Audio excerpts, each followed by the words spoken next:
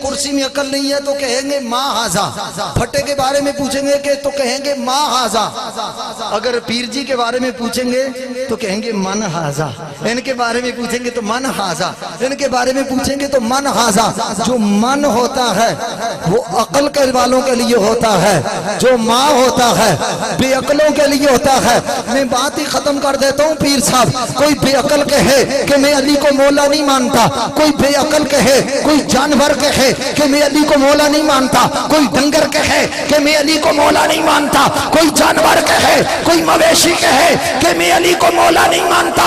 न उलझने की लोड़ है, न झगड़ने की जरूरत है, न उसके साथ टकराने की जरूरत है। नबी ने ये कहा ही नहीं माँ कुंत मौला, नबी ने कहा मन कुंत मौला, मौला फरमाया मेरा अली बेअकलों का मौला नहीं है, कयामत के लिए अकल वालों का मौला।